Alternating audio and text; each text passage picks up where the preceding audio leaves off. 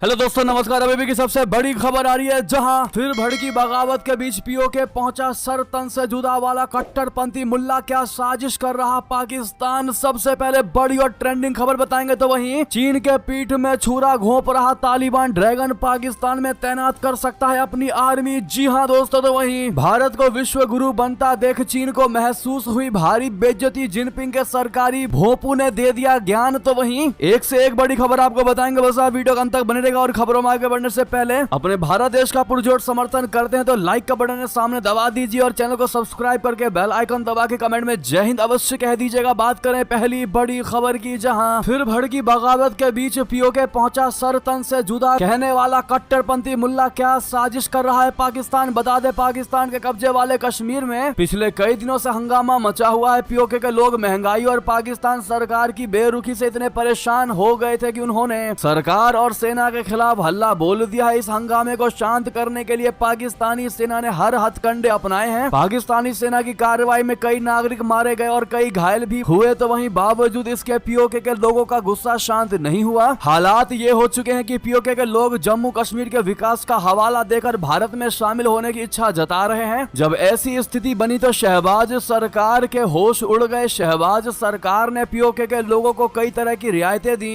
Lollipop देने की कोशिश की। इतने पर भी पीओके के लोग गुस्से से भरे हुए हैं। अब इस खेल में पाकिस्तान के कट्टरपंथी मुल्लाओं की एंट्री हो चुकी है। दरअसल हुआ यह है कि पीओके में एक बार फिर से हड़ताल का ऐलान किया गया है। जॉइंट अवामी एक्शन कमेटी ने एक बार फिर अपनी मांगों को लेकर हड़ताल का ऐलान कर दिया है। पाकिस्तानी सेना और सरकार बातों और बंदूकों के दम पर इस हड़ताल को दबाने की कोशिश में नाकाम हो चुकी थी। ऐसे में अब उसने देश के कट्टरपंथी मौलानाओं को इस काम पर लगाया है। पाकिस्तान सरकार कट्टरपंथी मौलानाओं की रैलियां आयोजित करवा रही है ताकि आम लोग उनकी बातों में आकर हड़ताल ना करें। ऐसे ही एक मौलाना है साद हुसैन रिजवी। पाकिस्तान के कट्टरपंथी संगठन तहरीक लब्बैक का मुखिया साद हुसैन रिजवी भी पीओके पहुंचा हुआ है। ये वही साद हुसैन रिजवी है जिसका दिया नारा सिर तन से जुदा भारत में भी सुनने को मिलता रहा है। अब ये पीओके के लोगों को भ्रमित कर रहा है। जी हाँ दोस्तों, उनका माइंड वॉश करने की कोशिश कर रहा है। बता दें, पाकिस्तान के इस्लामिक कट्टरपंथी सोच वालों में साद की अच्छी पकड़ है। इसी का लाभ पाकिस्तानी सेना और सरकार उठाना चाहते हैं। साद अपनी रैलियों में फलस्तीन और कश्मीर की बातें करता रहा है। साद अपने एजेंडे के जरिए पीओके के लोगों को भ्रमित करने की कोशिश कर रहा है, माइंड वॉश करने की कोशिश कर रहा है, या यूं कहे कि पीओके के लोगों के दिमाग से खेलने की कोशिश कर रहा है। वो कट्टरपंथी एजेंडे के तहत फलस्तीन और कश्मीर की बात करके पीओके की जॉइंट अवामी एक्शन कमेटी से लोगों का ध्यान हटाना चाहता है। इसके लिए वो स्वांग रच रहा है, जिसमें से एक है घास खाना। दोस्तों आपको बता दे, जो कोई नहीं बताएगा, पीओके में ऐसे हालात हो चुके हैं कि एक भी वहां का बंदा पाकिस्तान का झंडा लगाने को तैयार नहीं है। जी हाँ, पीओके में हालात ये हैं कि पाकिस्तान का झंडा तक कोई नहीं लगा पा रहा, ना कोई लगाना चाहता है। पाकिस्तानी सेना अगर झंडा लगा दे तो कुछ ही देर में उसे उतार कर फेंक दिया जाता है। अब ऐसे में पीओके के लोगों को लॉलीपॉप देने की कोशिश की जा रही है इन मौलानाओं के द्वारा, इन मुल्लाओं के द्वारा, ताकि शहबाज सरकार अपनी चाल में कामयाब हो सके। जी हाँ दोस्तों, तो वहीं आपको बड़ी खबर बता दें, चीन के पीठ में छुरा घोंप रहा तालिबान ड्रैगन पाकिस्तान में तैनात कर सकता है अपनी आर्मी। जी हां, पाकिस्तान इकोनॉमिक कॉरिडोर के लिए 60 अरब डॉलर का निवेश करके पाकिस्तान में चीन बुरी तरह फंसता नजर आ रहा है। पाकिस्तान ना तो चीन को कर्जा वापस कर रहा है, ना ही चीन पाकिस्तान में काम कर पा रहा है। पाकिस्तान में टीटीपी आतंकी और बलोच विद्रोही लगातार चीनी नागरिकों को निशाना बना रहे हैं। ये ऐसे समय में हो रहा है जब चीन ने तालिबान के साथ राजनयिक संबंध मजबूत किए हैं और अरबों डॉलर का निवेश कर रहा है। पाकिस्तान की सेना इन हमलों को रोकने में फेल साबित हो रही है। ऐसे में चीनी विशेषज्ञों ने दावा किया है कि पाकिस्तान की सेना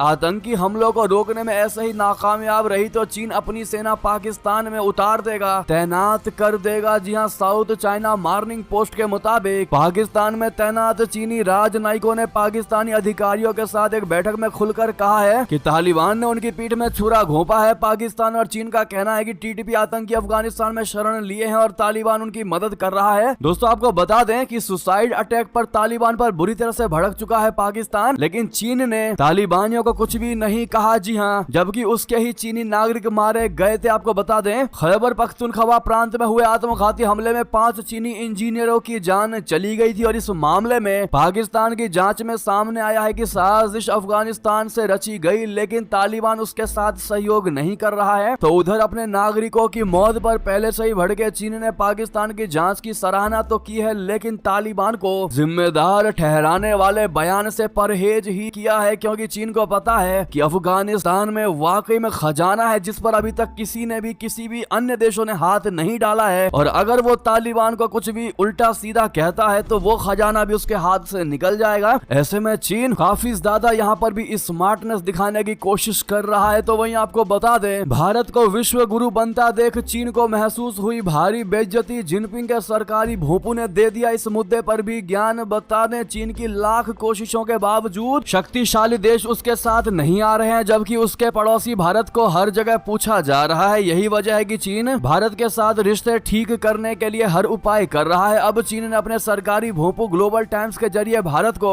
चीन के साथ रिश्तों पर ज्ञान दिया है। चीनी सरकार का मुखपत्र कहे जाने वाले ग्लोबल टाइम्स में एक लेख लिखकर भारत और चीन के ऐतिहासिक संबंधों का जमकर गुणगान किया है। साथ ही इसमें मोदी सरकार के पिछले एक दशक के कार्यकाल के दौरान चीन के सामने तनकर खड़े होने की तिलमिलाहट भी नजर आई है। इसमें कहा गया है कि मोदी सरकार के कार्यकाल में हिंदू राष्ट्रवादी प्रवृत्ति के उभार ने चीन के साथ संबंधों को खराब किया है। लेख में भारतीय विद्वानों से चीन के प्रति मोदी सरकार की नीति की आलोचना करने की भी अपील की गई है। लेख में दोनों देशों के ऐतिहासिक संबंधों का जिक्र करते हुए कहा गया है कि पीपल्स रिपब्लिक ऑफ चाइना की स्थापना के तुरंत बाद भारत ने के साथ राजनयिक संबंध स्थापित हो गए थे, जो 1954 तक चरम पर पहुंच गए थे। हालांकि उसके बाद दोनों देशों के बीच सांस्कृतिक आदान प्रदान में उतार चढ़ाव आया है और पिछले कुछ वर्षों में यह गंभीर रूप से बाधित हुआ है। इसमें कहा गया है कि चीन और भारत के बीच संबंधों में यह खराब स्थिति भारत की घरेलू राजनीति में बदलाव, हिंदू राष्ट्रवाद के उदय और भारत के सामाजिक परिवेश में दक्षिण पंथी प्रवृत्ति की अधिकता के चलते आई है। इसके अलावा इस पर अंतर्राष्ट्रीय रणनीतिक परिदृश्य में बदलावों का भी असर पड़ा है। यानी कि एक तरीके से भारत को विश्व गुरु बनता देख चीन की आत्मा झुलस गई। जी हाँ, और ऐसे बयान देने लगा है, ज्ञान देने की बात कर रहा है। इस पर आपकी क्या राय होगी दोस्तों? एज अ इंडियन कमेंट में लिखकर अवश्य बताइएगा। तो वहीं बता दे, पाकिस्तान ने परमाणु बम का टेस्ट कर अपने ही पैर पर मार दी कुल्हाड़ी। पाकिस्तानी एक्सपर्ट ने बताया भारत से बराबरी कैसे पड़ गई भारी। जी हाँ दोस्तों, पाकिस्तान ने 28 मई को यानी आज के ही दिन 1998 में परमाणु परीक्षण करके दुनिया के परमाणु शक्ति संपन्न देशों की लिस्ट में शामिल हो गया था। पाकिस्तान का पूरा परमाणु प्रोग्राम भारत की बराबरी करने के लिए शुरू हुआ था। इसकी गवाही पाकिस्तान के पूर्व प्रधानमंत्री जुल्फिकार अली भुट्टो के बयान से होती है, जिन्हें इस्लामाबाद के परमाणु कार्यक्रम का जनक भी कहा जाता है। उन्होंने विदेश मंत्री रहते हुए 1965 में कहा था कि अगर भारत परमाणु बम बनाता है तो चाहे पाकिस्तान को घास या पत्तियां खानी पड़े, चाहे भूखा रहना पड़े, लेकिन हम परमाणु बम हासिल करके रहेंगे। इसके 3 दशक बाद पाकिस्तान परमाणु शक्ति तो बन गया, लेकिन उसका नाम तब से परमाणु हथियार रखने वाले सबसे गरीब देश के रूप में शामिल है। अब पाकिस्तान के विद्वानों का भी मानना है कि पाकिस्तान ने परमाणु परीक्षण करके अपने ही पैर पर कुल्हाड़ी मार ली थी। पाकिस्तानी अर्थशास्त्री यूसुफ नजर ने पाकिस्तान के परमाणु परीक्षण को बहुत बड़ी गलती बताया है। उन्होंने लिखा, एक्सपर्ट की 1998 में परमाणु परीक्षण की कोई आवश्यकता नहीं थी, वो जनता को खुश करने के लिए की गई एक प्रतिक्रिया थी जो भारत के परमाणु परीक्षण के मात्र 17 दिन बाद किया गया था। फरवरी 1997 में नवाज शरीफ के सत्ता में आने से बहुत पहले ही पाकिस्तान ने यह क्षमता विकसित कर ली थी। दोस्तों वही बता दें, शेख हसीना के व्हाइट मैन वाले खुलासे से सनसनी, कहा बांग्लादेश को काटकर एक स्वतंत्र क्रिश्चियन देश बनाने का मिला ऑफर। जी हाँ, बांग्लादेश की प्रधानमंत्री शेख हसीना ने एक इंटरव्यू में कहा है कि उन्हें 7 जनवरी के चुनावों के लिए ऑफर दिया गया था कि अगर वो अपने देश के अंदर एयरबेस बनाने की छूट देती हैं, बिना किसी परेशानी के चुनाव करवाने दिया जाएगा। शेख हसीना ने ऑफर देने देश या शख्स का नाम तो नहीं बताया, लेकिन उन्होंने दावा किया कि यह प्रपोजल एक व्हाइट मैन की तरफ से आया था। पीएम हसीना ने कहा कि वो देश और विदेश हर जगह लड़ाई लड़ रही है और बांग्लादेश से अलग एक नया देश बनाने की साजिशें अभी भी जारी है। पूर्वी तिमोर की तरह वे बांग्लादेश यानी चट्टोग्राम और म्यांमार के कुछ हिस्सों को बंगाल की खाड़ी में बेस के साथ लेकर एक ईसाई देश बनाएंगे। साल 2009 से बांग्लादेश पर शासन कर रही 76 वर्षीय हसीना ने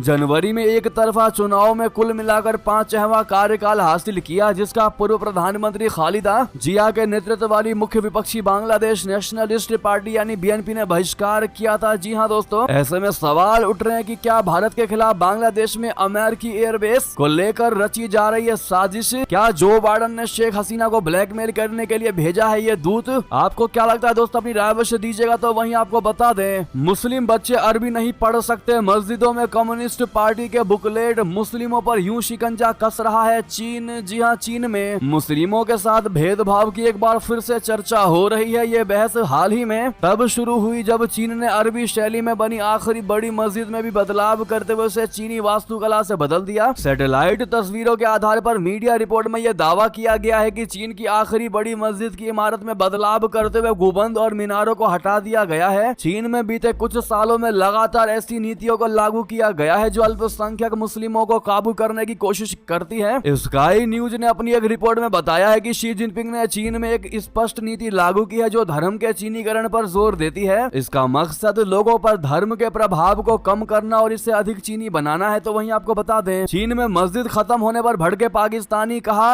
अगर ये भारत में हुआ होता तो सिर पर आसमान उठा लेते मुल्ला। जी हाँ, चीन की जिनपिंग सरकार ने एक भी मस्जिद को नहीं छोड़ा है। जो अरबी शैली में बनी हुई एक आखिरी बड़ी मस्जिद थी उसको भी बदल कर रख दिया गया। उस इमारत में कई बदलाव कर दिए गए, उसको मस्जिद नहीं छोड़ा। मस्जिद का गुंबद और मीनारों को बदल दिया गया। अब ये अरब शैली के बजाय चीनी अंदाज में दिखाई दे रही है। अब सैटेलाइट तस्वीरों के आधार पर मीडिया रिपोर्ट में यह दावा किया गया है कि चीन में अब एक भी मस्जिद नहीं बची है। चीन में ये सभी बदलाव 2018 में आई इस्लाम के चीनीकरण की योजना के तहत किया गया है। अब इसको लेकर पाकिस्तान की यूट्यूबर सना ने आम लोगों से, पाकिस्तानियों से बात की तो पाकिस्तानी लोगों ने चीन को जमकर लताड़ लगाई। यूट्यूबर के सवाल पर पाकिस्तानी नागरिक गजनफर ने कहा कि चीन में ऐसा हुआ है लेकिन मुझे इसकी ठीक से जानकारी नहीं है क्योंकि खबरों में ये कहीं दिखा नहीं है। अगर ये भारत या दुनिया के किसी अन्य हिस्सों में हुआ होता तो पाकिस्तानी लोग आसमान सिर पर उठा लेते, धर्म के जिम्मेदार बनने वाले मुल्ला चीख चीख कर गले बैठा लेते। लेकिन ये सभी चीन के मामले में चुप हैं। इसकी भी बड़ी वजह यह है कि चीन के साथ पाकिस्तान के रिश्ते बहुत खास है। पाकिस्तान के लिए चीन बहुत बड़ा सहारा बना हुआ है, इसीलिए कोई भी कुछ बोलने को चीन के खिलाफ तैयार नहीं है। यानी कुल मिलाकर पाकिस्तानियों को पता है कि चीन के आगे ही पाकिस्तान भीख मांग सकता है, चीन के आगे झोली फैलाता है और चीन उसकी मदद करता है। तो कैसे वो चीन के सामने बोल पाएगा,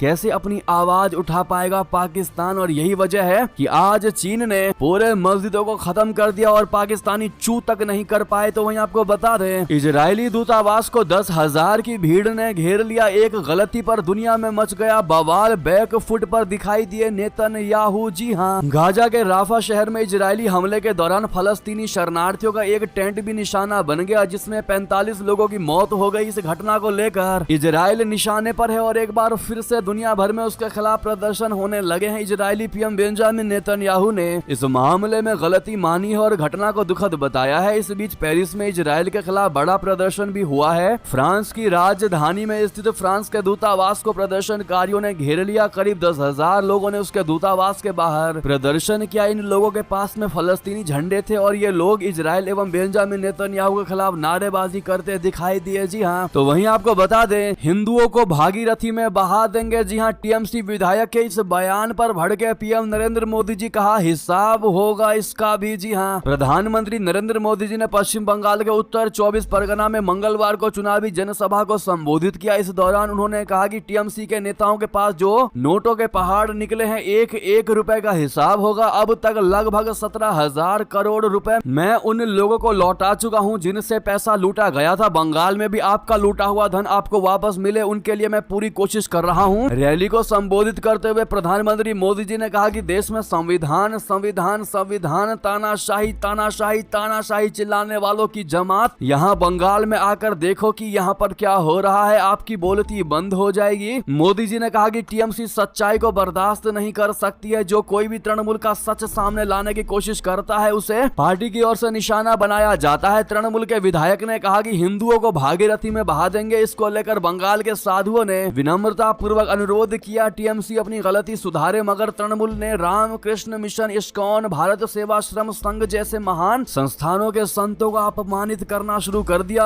अब ये सब अपने वोट बैंक को खुश करने और वोट जिहाद को बढ़ाने के लिए किया जा रहा है। क्या लगता है दोस्तों आपको, क्या बंगाल की जनता टीएमसी पार्टी को करारा जवाब देगी वोटिंग के माध्यम से? क्या है आपकी राय दोस्तों, बताइएगा जरूर। जो ऐसे भड़काऊ बयान देते हैं कि हिंदुओं को भागीरथी में बहा देंगे, तो वहीं आपको बता दें 4 जून के बाद बड़ा फैसला ले सकते हैं नीतीश कुमार। तेजस्वी यादव के नए दावे से मच गया हलचल। जी हां, पूर्वी डिप्टी सीएम और राष्ट्रीय जनता दल आरजेडी के नेता तेजस्वी यादव ने मुख्यमंत्री नीतीश कुमार को लेकर बड़ा दावा किया। तेजस्वी यादव ने कहा कि उनके चाचा यानी सीएम नीतीश कुमार 4 जून के बाद कोई भी बड़ा फैसला ले सकते हैं। नीतीश अपनी पार्टी बचाने और पिछड़ों की राजनीति के लिए कोई भी कदम उठा सकते हैं। तेजस्वी यादव के इस बयान के बाद बिहार में सियासी हलचल हलचल तेज हो गई है। उनके दावे से बिहार में सत्ता परिवर्तन की सुगबुगाहट भी बढ़ने लगी है। हालांकि सीएम नीतीश कुमार कई बार कह चुके हैं कि वो बीजेपी का साथ छोड़कर कहीं नहीं जाने वाले हैं। तेजस्वी यादव से पत्रकारों ने पूछा कि क्या नीतीश उनके साथ आएंगे। इस पर उन्होंने जवाब देते हुए कहा कि 4 जून तक इंतजार कीजिए, जब सीएम नीतीश कुमार कोई बड़ा फैसला लेंगे तब देखेंगे। तो वहीं आपको बता दें, ये थी अभी की सारी बड़ी खबरें। आपको हमारी खबर कैसी लगी? आशा करता हूँ बहुत अच्छी लगी होगी। अगर थोड़ी भी अच्छी लगी तो इस वीडियो को दोस्तों में, भाइयों में, साथियों में, रिश्तेदारों में शेयर अवश्य कर दीजिएगा। और अभी कर दीजिए इस वीडियो को लाइक, चैनल कर दीजिए सब्सक्राइब, बेल आइकन दबाइए, साथ ही कमेंट बॉक्स में लिख दीजिएगा जय हिंद जय भारत। और यहाँ तक बने रहने के लिए आप सभी का बहुत बहुत धन्यवाद। जय हिंद जय भारत।